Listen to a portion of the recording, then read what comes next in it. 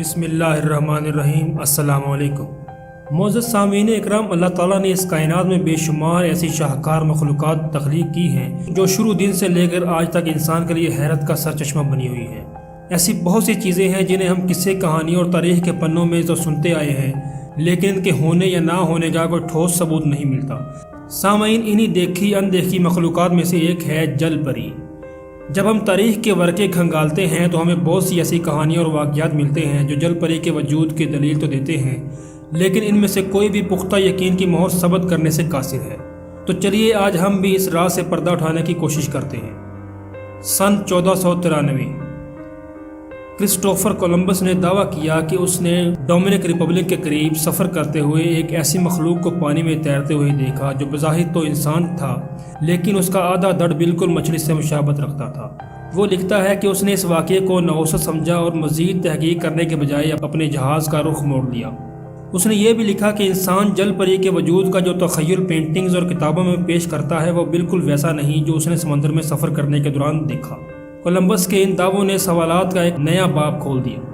سامعین اکرام، ہم جانتے ہیں کہ بنی آدم نے پتھر کے دور سے پینٹنگز اور سکیچز بنانا سیکھ لیا تھا۔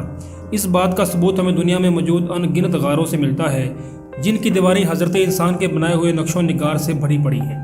ناظرین، مصر میں موجود اسی طرح کی چند غاروں میں بہت سے ایسے فن پارے اور نقش و نگار ملتے ہیں جن میں صاف طور پر انسان کو جل پری کا شکار کرتے ہوئے دیکھا جا سکتا ہے۔ ہم یہ جانتے ہیں کہ اس دور میں انسان کے پاس لکھنے پڑھنے کا نظام نہیں تھا، اس لیے وہ اپنے احساسات اور پیش آنے والے واقعات کو محفوظ کرنے کے لیے ان پینٹنگ سے کام لیتا تھا اور اپنی یادداشت کو غار کی دیواروں پر نقش کر دیتا تھا۔ بہت سے لوگوں کے نزدیک اس فن پاروں میں جل پری کا ہونا اس کے وجود کا واضح ثبوت ہے، اور شکار ہی وہ وجہ ہے کہ جل پریاں انسانوں سے چھپ کر رہتی ہیں۔ جولائی 1842 نیو یارک، امریکہ کے ایک ماہر سمندر ڈاکٹر جیک گریفن نے دعویٰ کیا کہ اس کے پاس ایک جیتی جاگتی جل پری ہے جسے اس نے ساؤتھ پیسیفک میں فیری آئی لینڈ سے پکڑا ہے۔ یہ سن کر ایک شور سا بپا ہو گیا اور دور دور سے میڈیا کے لوگ اس کی دعوت پر اس جل پری کو دیکھنے کے لیے آنے لگے، جسے اس وقت کی اخبارات کی بھی زینت بنایا گیا، جن کے مطابق ڈاکٹر گریفن کا دعویٰ بالکل سچ تھا اور اس کے پاس جو مخلوق تھی وہ واقعی میں جل پری تھی۔ جب یہ خبر نیو یارک سرکس کے مالک پی ٹی برنم کو ملی تو اس نے ڈاکٹر گریفن کو آفر دی کہ اس جل پری کو سرکس کے شو میں دکھایا جائے، لیکن ڈاکٹر گریفن کو یہ بات پسند نہیں آئی اور اس نے اس سے انکار کر دیا۔ پھر ایک دن 1865 میں وہ عجائب گھر جس میں اس جل پری کو رکھا گیا تھا اچانک آگ کا شکار ہو گیا، اور آج تک اس بات کا پتہ نہیں چل سکا کہ اس جل پری کا کیا ہوا جو آگ لگنے کے بعد اچانک غائب ہو گئی۔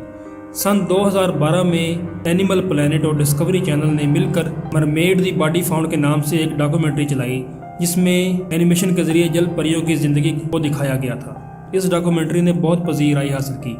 پھر 2013 میں ایک اور ڈاکومنٹری دکھائی گئی جس کا نام تھا مرمیڈ دی نیو ایویڈنس۔ اس ڈاکومنٹری میں ایک ٹیم کو فلمایا گیا جو سمندر کی تہہ میں انویسٹیگیشن کر رہی ہے، اور اس دوران اچانک ان کا سامنا ایک عجیب الخلقت جانور سے ہوتا ہے جس کا آدھا جسم انسان کا اور آدھا مچھلی کا ہوتا ہے۔ اس فوٹیج کو کئی عرصہ تک جل پری کے وجود کے برحق ہونے کے ثبوت کے طور پر پیش کیا گیا، لیکن اسی ڈاکومنٹری کے آخر میں ایک ڈسکلیمر صاف دیکھا جا سکتا ہے کہ وہ ٹیم اصل میں پیڈ ایکٹرز ہیں اور ڈاکومنٹری میں دکھائے گئے لمحات ایک سائنس فکشن شو کا حصہ ہے۔ لیکن اس کے بعد سوشل میڈیا پر انگنت تصاویر اور ویڈیوز کا سیلاب آ گیا جس سے جل پریوں کے نہ ہونے پر سوالات اٹھایا جانے لگا، اور یہ سارا سلسلہ آج تک جاری ہے۔ دوستو، کیا آپ کے خیال میں جل پریاں وجود رکھتی ہیں یا یہ محض انسان کا تخیل ہے؟ ویڈیو کے نیچے کمنٹ کر کے اپنی رائے کا اظہار ضرور کریں۔